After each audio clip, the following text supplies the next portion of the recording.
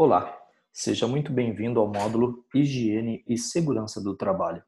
Meu nome é Jefferson Aparecido Dias e serei o seu docente nesta videoaula.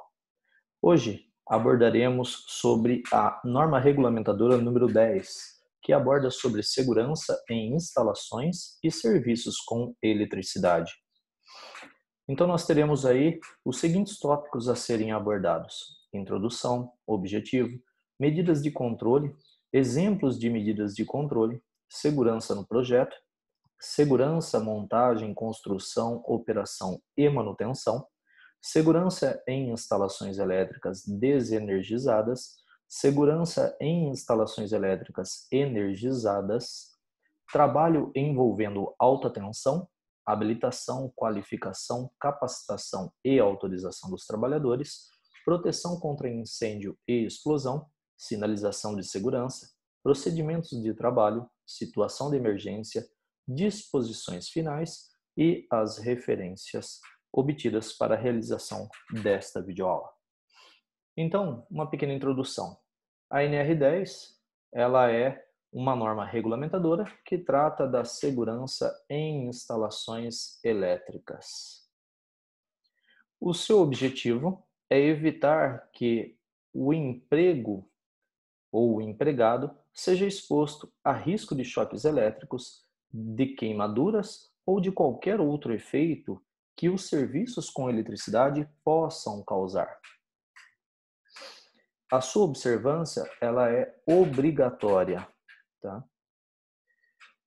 E aí nós temos alguns tipos de medidas de controle para que esteja em dia aí com a situação voltada para a segurança que envolve partes elétricas. Então a primeira delas, como medida de controle, é possuir a APR. A APR é a sigla para Análise Preliminar de Risco, que introduz o conceito de riscos adicionais. Ela é feita por uma pessoa responsável e qualificada na parte elétrica, normalmente um engenheiro. Porém, as pessoas capacitadas que possuem o curso da NR10 também podem passar a utilizá-la todas as vezes que forem fazer algum tipo de serviço que envolva instalações elétricas, é necessário o preenchimento desta. Além delas, nós temos aí o PIE, que é o Prontuário de Instalações Elétricas, o EPC, que é o Equipamento de Proteção Coletiva, e o EPI, que é o Equipamento de Proteção Individual, e nós abordaremos aqui um pouquinho de cada um deles, mesmo já tendo visto alguns desses em aulas anteriores. Então, aqui nós temos um modelo, né, um exemplo de análise preliminar de risco, onde ela é preenchida ou melhor, antes de executar qualquer tipo de serviço que envolva instalações elétricas. É necessário efetuar essa análise, procurando tomar todas as possíveis atitudes para evitar qualquer tipo de acidente que envolva a instalação elétrica. E após ser efetuado esse serviço, normalmente até para preencher esta folha, é necessário que o colaborador autorizado, né, a executar o serviço, ele preenche o seu nome completo e assine lá no final, tá? Nós temos também aí alguns exemplos de prontuário de instalações elétricas e esse exemplo ele é obtido, normalmente ele é existente quando a empresa possui uma potência instalada maior do que 75 mil watts, né, uma potência ativa instalada maior do que 75 mil watts. É necessário também reunir a documentação mínima exigida pelos itens 10.2.3, o 10.2.4 e o 10.2.5 da NR10. Essa norma ela está na íntegra dentro da plataforma Moodle para que vocês possam ter acesso assim, não apenas a NR10, mas todas as 37 NRs, elas estão dentro da plataforma Moodle na íntegra para que vocês possam obter quaisquer informações referentes, principalmente a esses itens que estão sendo abordados aqui nesta videoaula. E garantir o livre acesso a todos os interessados, tá?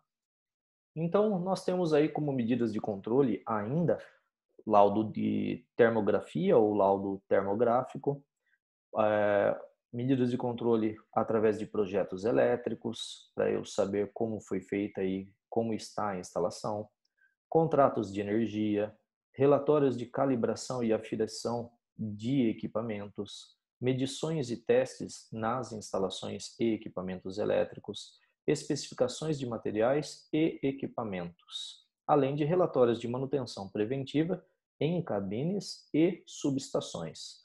Então aqui nós temos um exemplo de esquema unifilar de uma residência, né? Onde nós temos aqui à esquerda a rede da concessionária. Então, para esse caso, foi fornecido aqui uma alimentação entre fases, ou seja, fase e fase 220 volts, e aqui nós temos também um neutro, ou seja, entre fase e neutro da 127 volts. E esse número aqui, 25, se refere à seção do cabo, ou seja, a bitola do cabo que foi utilizada, que deve ser utilizada para fazer essa instalação. Então aqui nós temos o relógio medidor, né, que fica lá dentro do quadro de medição, e o dispositivo de proteção, ou seja, onde passam as duas fases, ele é um disjuntor termomagnético bipolar de 70 amperes. E lá dentro do quadro de medição possui um sistema de proteção que é uma haste de aterramento, ou seja, uma barra de ferro de aproximadamente 3 metros, enterrada na vertical, ou seja, na base da pancada, da marretada, de cima para baixo. Depois é colocado um conector nesta haste lá enterrada, é colocado uma caixa de inspeção e levado um cabo e é colocado, fixado na carcaça deste quadro de medição. E a partir daí, eu levo para dentro da residência não apenas os 3 fios da entrada, e sim 4 fios da entrada, ou seja, fase, o neutro e o aterramento. O terra, que é o proteção, ele tem um formato de uma letra T, mas cruza-se as linhas, tá? Todos esses fios cruzam-se as linhas. Essa linha é simbolizando o eletroduto, tá ok? Ou conduíte, como queira, que vai para dentro da residência. E onde que ele fica lá dentro da residência? No quadro de distribuição, também conhecido como quadro de disjuntores. Então esse quadro de distribuição, ele está dividido aqui através de circuitos, né? Que nós chamamos de circuitos terminais. Ou seja, aqui nós temos um circuito para iluminação social, cuja potência é de 620 volt-ampere, a potência aparente, né? E aqui está sendo utilizado um cabo cuja seção é de 1,5 milímetros quadrados. E além do disjuntor termomagnético, está sendo utilizado um dispositivo de proteção, ou seja, um disjuntor diferencial residual de 25 amperes aqui para esta aplicação. Então, além de eu ter aqui os dispositivos de proteção, que são os disjuntores termomagnéticos, os meus circuitos também possuem aqui os dispositivos diferenciais residuais, cuja função é evitar que haja qualquer tipo de descarga elétrica, ou seja, de perca de energia. Esse dispositivo irá desarmar. Por exemplo, se você for lá colocar o dedo na tomada estando descalço, então para não evitar que você tenha uma descarga elétrica e acabe falecendo, esse dispositivo irá agir. Com aproximadamente 30 miliamperes ele já desarma, tá bom? Essa é a corrente máxima permitida passar por ele. Então é um dispositivo de proteção cuja função é salvar vidas, principalmente. Tá? Então nós temos aqui o circuito para iluminação social, o circuito 2 aqui para iluminação de serviço, tá? Então tem aqui todos os dispositivos de proteção e também tem alguns reservas aqui, né? Ou seja, alguns espaços dentro do quadro de disjuntores para que, caso eu queira fazer alguma instalação no futuro, isso é possível também, tá? Só uma observação, que quando tem um único risquinho, significa que apenas uma fase está passando por esse disjuntor, ou seja, esse disjuntor, esse dispositivo de proteção unipolar, é identificado com apenas um tracinho. Se porventura houver dois, que é o caso aqui do disjuntor de 30 amperes e o disjuntor de 25 amperes, significa que o disjuntor é bipolar. Então significa que ele irá interromper as duas fases.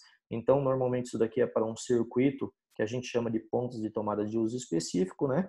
Pela potência aparente aqui 5.600 volt-ampere, deve ser para ser ligado aí um chuveiro elétrico, e esse outro aqui de 5.000 volt-ampere deve ser para ligação aí de uma torneira elétrica, tá? Ambos ligados em 220 volts.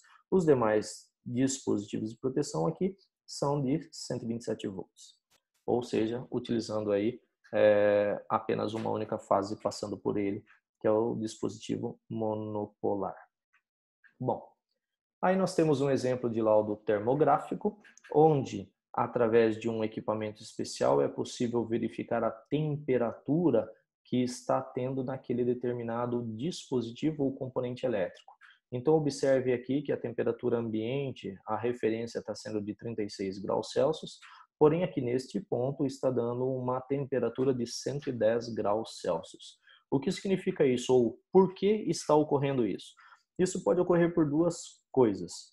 Primeira, normalmente a defasagem, ou seja, a fase totalmente carregada, né? Muita coisa ligada nesta única fase, ou ainda o principal deles é o cabo não está bem afixado. Automaticamente, se não tiver bem fixado esse cabo, automaticamente vai ocorrer aqui uma resistência, que é a dificuldade da passagem dos elétrons. Se tem a resistência, automaticamente ocorre um aquecimento. Esse aquecimento ele vai dissipando, com o passar do tempo ele vai derretendo a isolação do cabo até chegar um momento que vai gerar um curto-circuito aí, queimando o fusível, tá ok? Esse daqui é um tipo de fusível chamado NH, tá? É o nome específico padronizado para este tipo de fusível. Bom, nós temos exemplos de EPC, né, que é o equipamento de proteção coletiva. Então, nós temos aqui os cones de sinalização, nós temos a placa de identificação, indicando aí o equipamento travado pelo especialista, pelo profissional fulano de tal, a faixa de sinalização ou faixa zebrada, né? Nós temos a placa de identificação aí de perigo, choque elétrico, mas também mediante procedimento, nós podemos fazer isso daí, né? Existem procedimentos onde a desenergização é prioridade, tá? Então, nós temos aí a questão de tensão de segurança, isolação, sinalização, obstáculos, bloqueio de religamento, seccionamento automático e aterramento, onde alguns desses itens nós iremos abordar aqui, inclusive nesta videoaula. Então, nós temos aqui alguns dispositivos, né? Por exemplo, esse cadeado é utilizado lá na chave geral da máquina para que eu não acione. Isso fica do lado de fora do painel, né? Para que eu não acione novamente ou acidentalmente a chave geral. Algumas delas possuem esse sistema com trava, né? E esse daqui são outros modelos de dispositivos. E além disso, eu coloco a placa de identificação escrito para que o operador não opere, sinal que está sendo realizado algum tipo de manutenção, seja ela elétrica ou mecânica. Então aqui nós temos também um exemplo de proteção coletiva que o pessoal da companhia de energia elétrica efetua.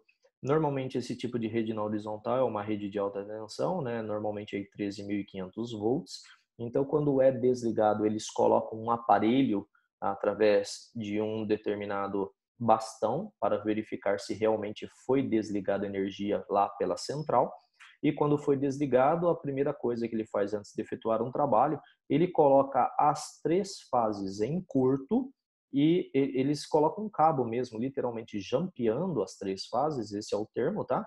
E dessas 3 fases, poderia ser do meio ou das extremidades, ele coloca uma haste de terra, ou seja, se porventura ocorrer a religação de forma errônea, né, de forma incorreta, a religação dessa rede enquanto ele estiver trabalhando, automaticamente ele não corre o risco de morrer eletrocutado, porque a energia vem toda para o terra, tá? Para o chão, e aí vai gerar aqui uma descarga, automaticamente não vai chegar a estourar o fio, porque vai desligar, desarmar o que nós chamamos de fusível tipo Mateus, que é o tipo de fusível utilizado nesse tipo de rede elétrica.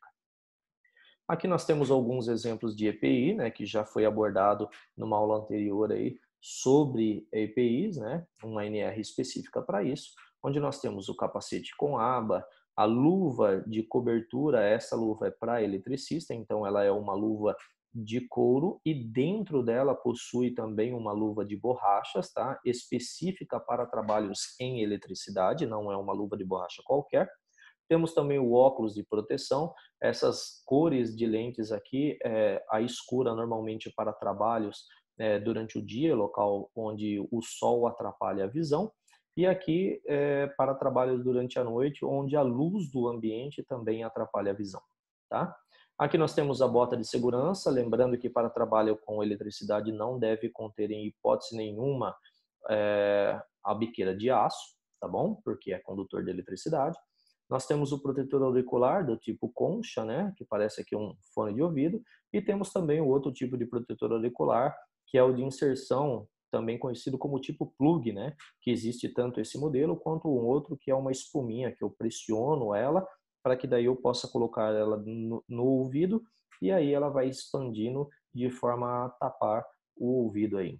Existem ambientes muito barulhentos que são fornecidos os dois tipos de EPIs, de protetores auriculares, onde eu coloco esse primeiramente e depois por cima eu coloco o tipo concha. E aqui nós temos o cinto de segurança, tipo paraquedista, né? Mostrando aí todo o seu formato e forma de utilização, bem como os ajustes a serem efetuados para a correta colocação deste tipo de equipamento. Segurança no projeto. Então, introduz o conceito de segurança já na fase de projeto, o que minimiza os ajustes e correções na fase de execução, principalmente por envolver custos, né?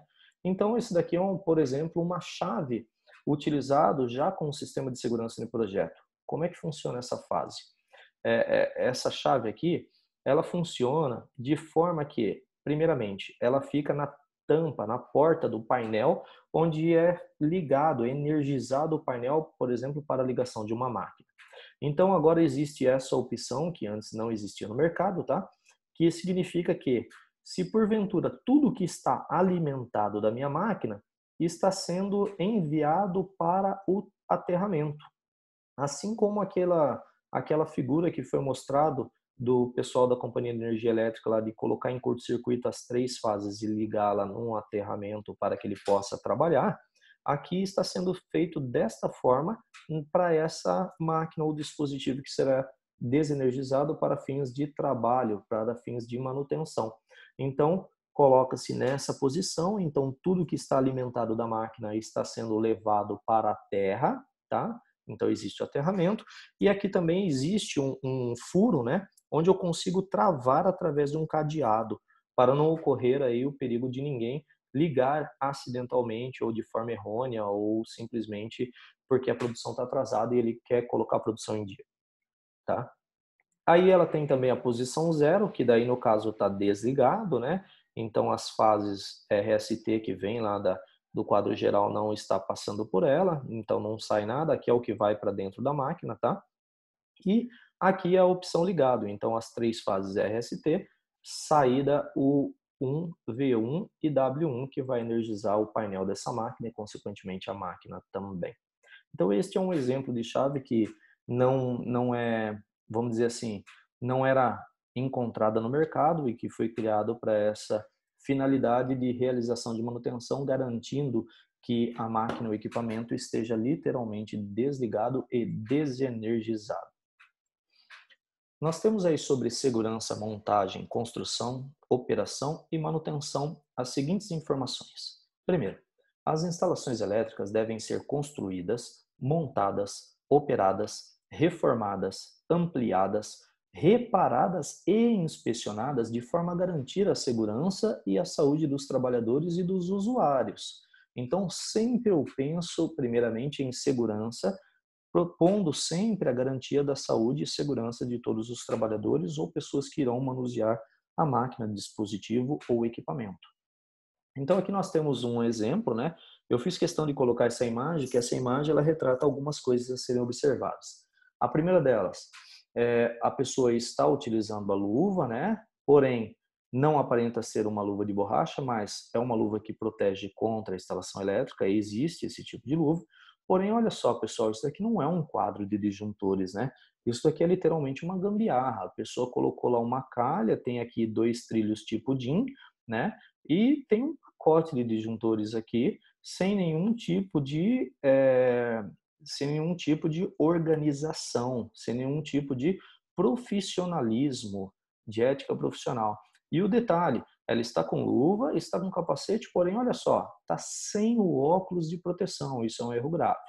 Mas o que eu quero abordar aqui não é apenas isso. é com relação à utilização desse equipamento aqui, ó, desse instrumento que é chamado de multímetro. O multímetro, de acordo com a sua marca, modelo, padronização, eles têm o que nós chamamos de categoria. E para cada tipo de equipamento ou tensão, existe a categoria ideal a ser trabalhada. Lembrando que quanto maior a categoria, eu posso utilizar para qualquer tipo de instrumento ou equipamento. Quanto menor a categoria, é limitada. Então, ela vem marcado, por exemplo, aqui nessa imagem abaixo, ó, ele serve para a categoria 1 até 600 volts ou a categoria 2 até 300 volts. Tá? Esse instrumento aqui, que é o que nós temos, por exemplo, lá no laboratório do Instituto Federal. Tá? É um instrumento da Minipa, corzinha azul e tal. Esse daqui é um outro modelo de instrumento, né? Que nós temos aqui, ó, categoria 3 até 600 volts, tá ok? Então já é uma outra categoria. E aqui nós temos uma categoria 4 de até 600 volts ou ainda até 1000 volts se for utilizado na categoria 3. E para que eu estou apresentando isso daqui? Porque a próxima imagem eu apresento aonde que você deve utilizá-lo. Então, jamais eu posso utilizar um equipamento de categoria 1 para fazer a medição, por exemplo, dentro do quadro do relógio medidor.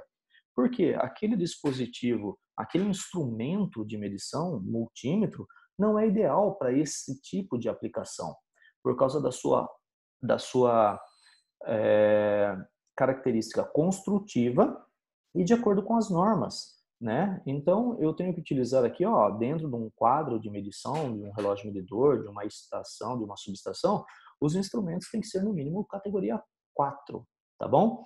Já quando eu quero medir aí tensões, né, tomadas, por exemplo, eu uso um instrumento de categoria 3. Mas se for ainda uma tomada de uma TV, por exemplo, uma tomada simples, né, e não aqui eu posso lá no quadro de disjuntores, por exemplo, que é o quadro de distribuição dentro da minha residência, categoria 3. Já no caso de uma tomada simples, de uma TV, de um rádio, eu uso categoria, pode ser um instrumento de categoria 2.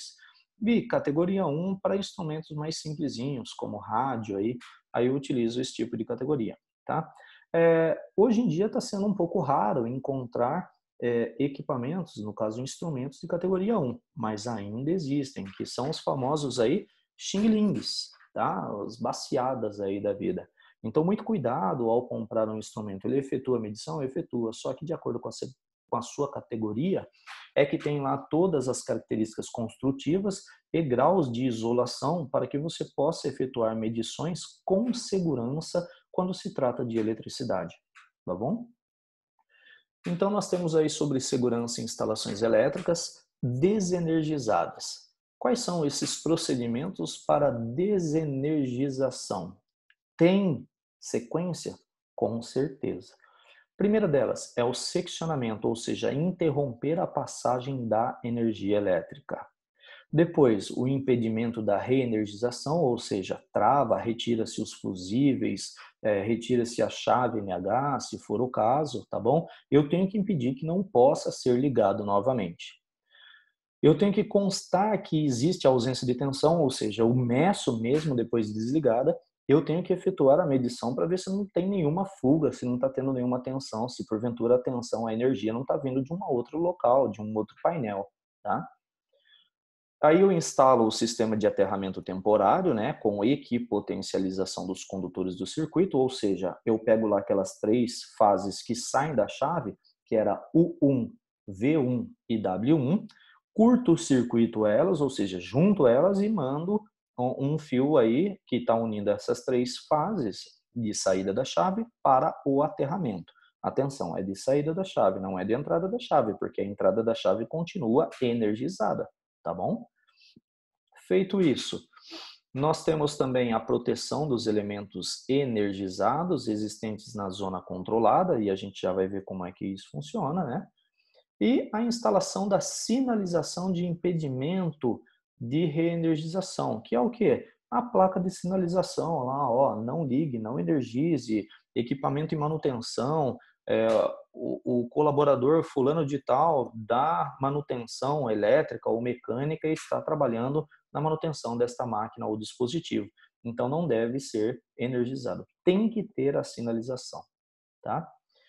E os procedimentos para reenergização? Então, primeiro, eu retiro as ferramentas, né, os utensílios e equipamentos, primeiramente. Daí, retirada da zona controlada de todos os trabalhadores não envolvidos no processo de reenergização, ou seja, aquela área de isolação, né, que eu coloco aí placa, sinalização, faixa zebrada, aí eu retiro aquilo lá. Remoção do aterramento temporário de equipotencialização das proteções adicionais, né, para que não haja curto-circuito na hora de eu ligar a máquina novamente ou o dispositivo. Remoção da sinalização de impedimento de reenergização, ou seja, a placa lá que eu tinha colocado no painel para que ninguém ligasse a mesma. O destravamento, se houver a religação dos dispositivos de seccionamento, eu tiro o cadeado, né, a trava, para que ninguém pudesse ligar dentro desse painel, ou recoloco os fusíveis, no caso de uma chave NH, por exemplo. Os trabalhadores devem receber treinamento de segurança para trabalhos com instalações elétricas energizadas. E a gente vai falar também sobre esses treinamentos um pouco mais para frente. As operações simples, como ligar e desligar circuitos elétricos, realizadas em baixa tensão, podem ser realizadas por qualquer pessoa. Não exige treinamento, não exige capacitação. Exige apenas consciência, né? Cuidado, não faça de maneira qualquer. Os trabalhos que exigem o ingresso na zona controlada devem ser realizados mediante procedimentos específicos, respeitando as distâncias previstas. Nós veremos também quais são essas distâncias previstas. Os serviços em instalações energizadas ou em suas proximidades devem ser suspensos de imediato na iminência de ocorrência que possa colocar os trabalhadores em perigo. Então, viu que o tipo de trabalho vai representar algum risco de perigo para o trabalhador? Ó, esquece isso daí, não faça, ok? Sempre que inovações forem implementadas ou a compra de novos equipamentos, né, a compra e instalação de novos equipamentos forem efetuados, automaticamente devem ser previamente elaboradas novas análises de riscos para todos esses equipamentos ou para a área que foi realizada a inovação. Tá? O responsável pela execução do serviço deve suspender as atividades quando verificar situação ou condição de risco não prevista, cuja eliminação ou neutralização imediata não seja possível. Então, o responsável, aí, normalmente o engenheiro, né, o encarregado de manutenção, ele deve verificar isso daí e, se porventura gerar algum tipo de situação ou condição de risco, ele literalmente para tudo. Ele tem essa obrigatoriedade e deve ser muito bem respeitada.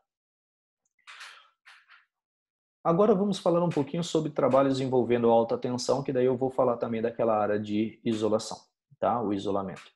Então, falando de trabalhos envolvendo alta tensão, os serviços em instalações elétricas em AT, ou seja, alta tensão, bem como aqueles executados no SEP, que é chamado de abreviação de Sistema Elétrico de Potência, não podem ser realizados individualmente. Esse tipo de trabalho tem que ser realizado por, no mínimo, 2 pessoas. No mínimo, 2 pessoas profissionais, capacitadas e liberadas para o exercício da função. Tá? Todo o trabalho em instalações elétricas em alta tensão, bem como aquelas que interajam com o sistema elétrico de potência, somente pode ser realizado mediante ordem de serviço específica autorizada por supervisor.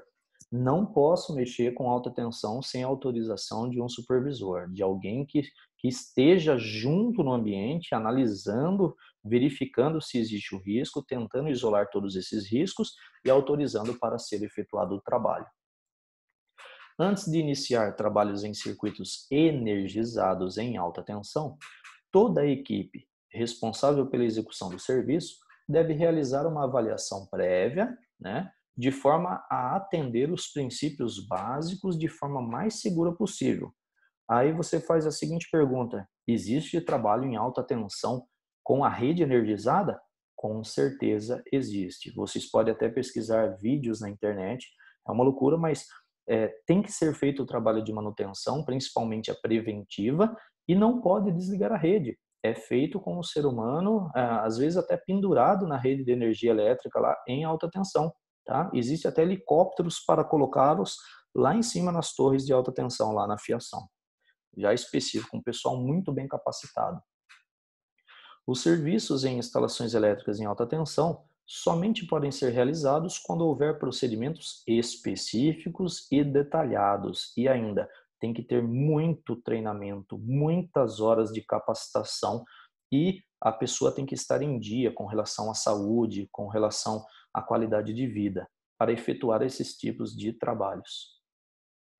A intervenção em instalações elétricas em alta tensão dentro dos limites estabelecidos como zona de risco somente pode ser realizada mediante o bloqueio dos conjuntos e dispositivos de religamento automático, tá? E os equipamentos e dispositivos desativados devem ser sinalizados com identificação da condição de desativação conforme procedimento de trabalho específico padronizado. Os equipamentos isolantes, destinados ao trabalho em alta tensão, devem ser submetidos a testes elétricos ou ensaios de laboratórios periódicos, para que garanta aí que os mesmos estão em perfeitas condições para ser utilizado na hora de realizar a manutenção. E todo trabalhador em instalações elétricas em alta tensão devem dispor de equipamento que permita a comunicação permanente com os demais membros da equipe durante a realização do serviço. Ou seja, sempre tem alguma pessoa, o supervisor, conversando com ele e trocando informações com ele relativas ao trabalho, para que ele possa executar com propriedade, sabendo que tem uma pessoa se comunicando com ele. Então, aqui nós temos uma tabela que envolve distâncias que delimitam radialmente as zonas de riscos controlada e livre, tá? Então, ela tem para duas faixas. Primeiro, para uma faixa de tensão da instalação elétrica menor do que 1000 volts e para faixas de tensão da instalação elétrica menores de 700.000 volts ou 700 kV, tá? Então, vamos analisar somente a primeira linha, que são tensões menores do que 1000 volts, que é o que normalmente a gente utiliza, tá? Essas menores de 700.000 volts, somente o pessoal aí de companhias de energias elétricas que podem passar por esse tipo de situação. Então, o raio de delimitação entre zona de risco e controlada é de 20 centímetros, ou seja, se eu for trabalhar com eletricidade para tensões menores do que 1000 volts, então eu tenho aí uma delimitação de 20 centímetros entre a zona de risco e zona controlada. E raio de delimitação entre a zona controlada e a zona livre de 70 centímetros apenas. É isso mesmo. Por quê? Porque não corre o risco da tensão passar de uma pessoa para outra a essas distâncias. Então nós temos aqui um desenho, né, informando qual que é o ponto em que a pessoa efetuará o trabalho. Então aqui nós temos o raio da zona de risco, né, no caso da primeira linha ali, menor do que 1000 volts, ou seja, 20 centímetros. E após isso daí, eu tenho o raio de delimitação entre zona controlada, que é de 70 centímetros. Passou dos 70 centímetros, é livre, então eu posso ficar em qualquer local. Então, a 1 metro de distância, eu posso ficar tranquilamente, que eu não corro risco de vida, tá ok? Então, nós temos aí as siglas, né? O que significam essas siglas? A legenda. Então, ZL é a zona livre, ZC é a zona controlada, restrita a trabalhadores autorizados, tá bom? Então, não é qualquer ser humano que pode ficar nessa zona controlada, somente pessoas capacitadas, né? E o ZR, no caso, nós chamamos de zona restrita, né? Uma zona de risco aí restrita a trabalhadores autorizados e com adoção de técnicas, instrumentos e equipamentos apropriados ao trabalho. E como que ele consegue obter essas técnicas? Através de cursos, através de treinamentos, através de capacitações. E o PE aí, que é o centro, né? É o ponto da instalação energizada. Nós temos essa mesma tabela, tá? Não muda nada, porém uma outra forma de eu verificar e de eu minimizar aí a minha área de risco através desta interrupção. O que é essa interrupção, na verdade? Ela nada mais é do que uma superfície isolante construída com material resistente dotada de todos os dispositivos de segurança para que eu possa trabalhar naquela área um pouco mais próximo de onde realmente se encontra aí o ponto energizado da instalação, tá bom? Os demais itens continuam o mesmo, eu continuo respeitando as mesmas distâncias, caso eu não tenha essa superfície isolante, ok? Bom, com relação à habilitação, qualificação, capacitação e autorização dos trabalhadores.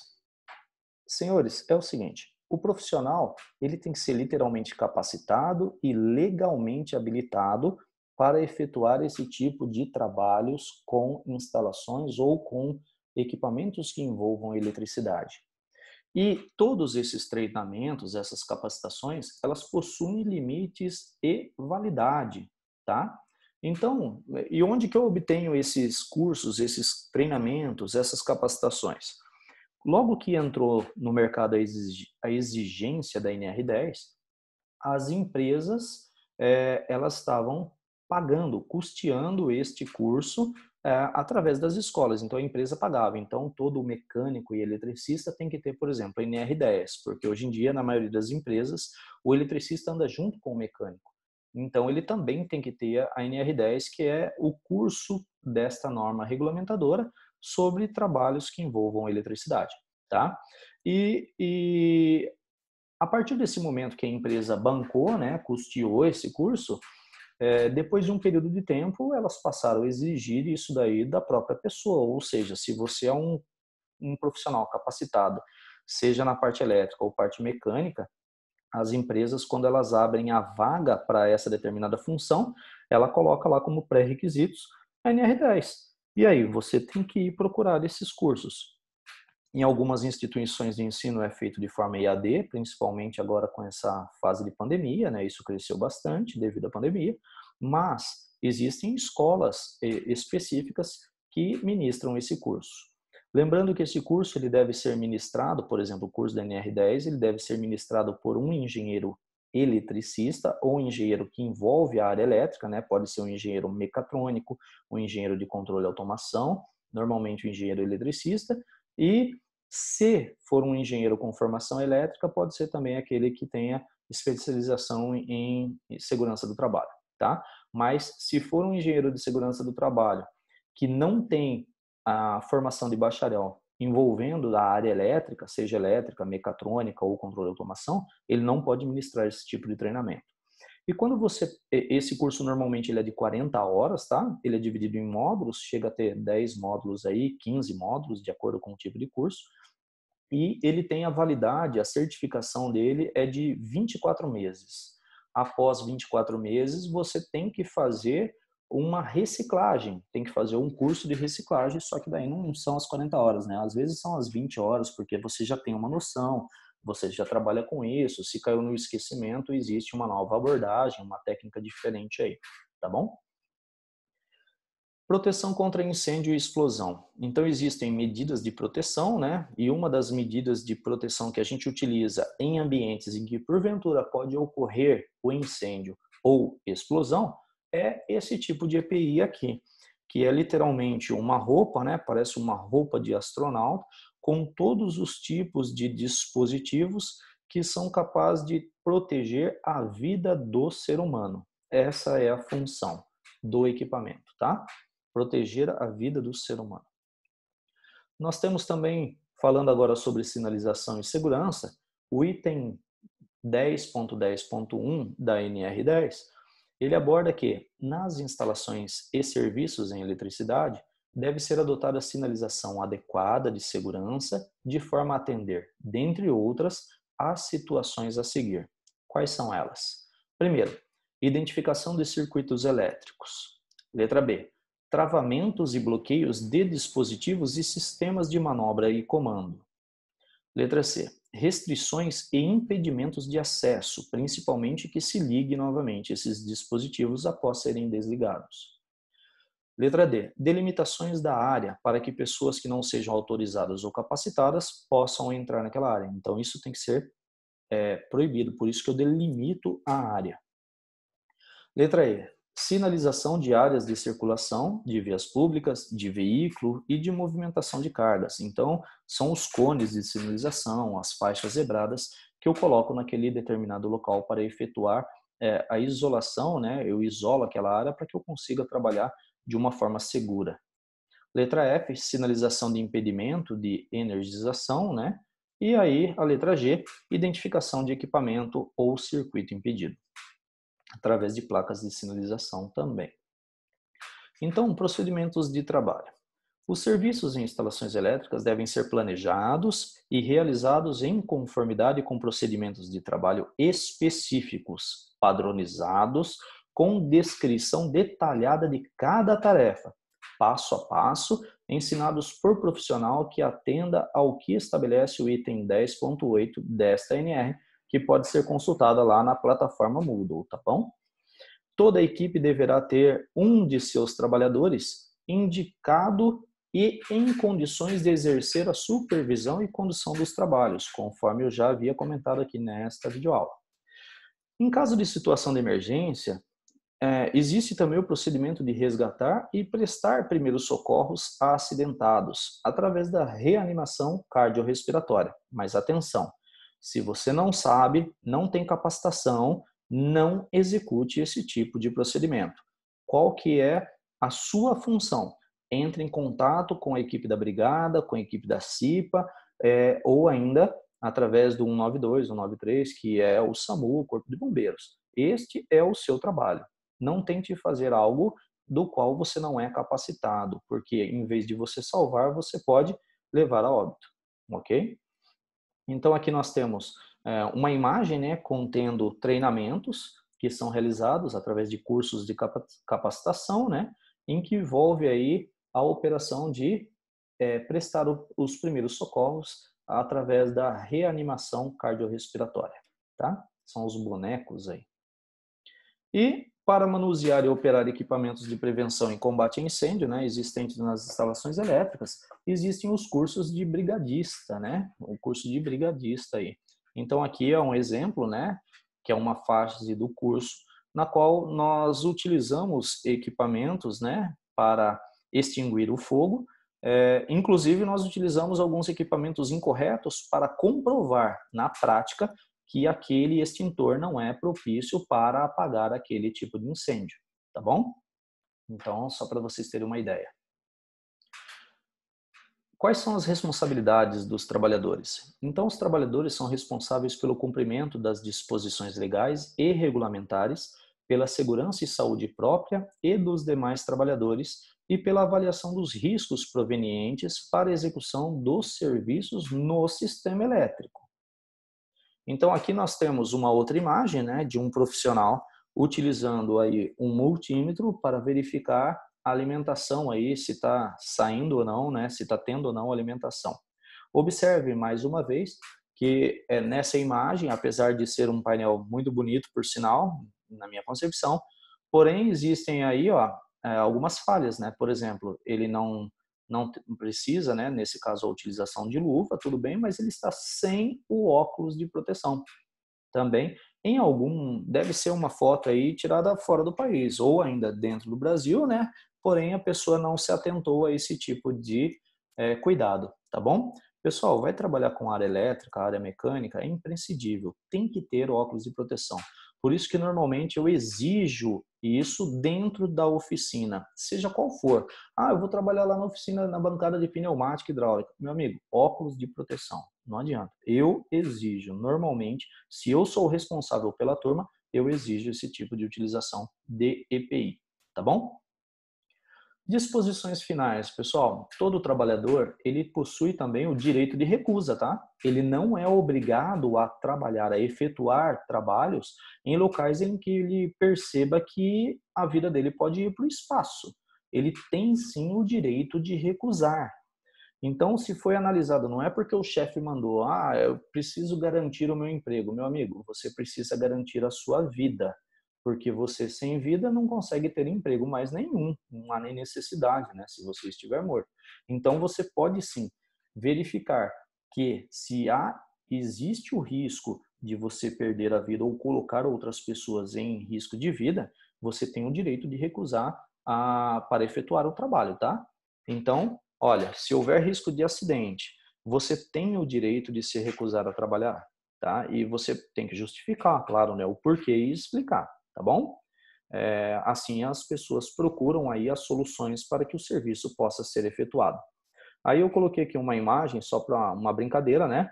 Aí vem lá uma pessoa avisar o patrão, ó, a máquina triturou o Zé. Daí ele fala, pô, que tragédia. Daí depois ele pensa, a máquina parou de produzir? Então, se a máquina parou de produzir, para ele é o perigo, para ele é a tragédia, e não o fato de ter triturado a pessoa. Então, o que eu quero dizer com esta imagem? Que, primeiramente, nem sempre, isso está mudando bastante, né? É uma questão cultural, mas nem sempre a vida do ser humano foi importante no ambiente fabril. O que era importante era produção. Eu quero produtividade, não importa se a máquina está parada ou não, eu quero que ela volte a produzir o mais breve possível e o máximo possível. Com relação à vida do ser humano, a gente contrata outro. Era esse o pensamento que existia. Com a entrada vigorada dessas leis, dessas normas regulamentadoras, mudou literalmente o conceito. Primeira coisa, eu tenho que cuidar da minha vida, cuidar da saúde e da qualidade de vida do trabalhador. Depois eu penso em produção, porque sem a sua vida você não tem como fazer mais nada, tá bom? Então aqui nós temos também algumas referências do qual foi montado esta videoaula, tá?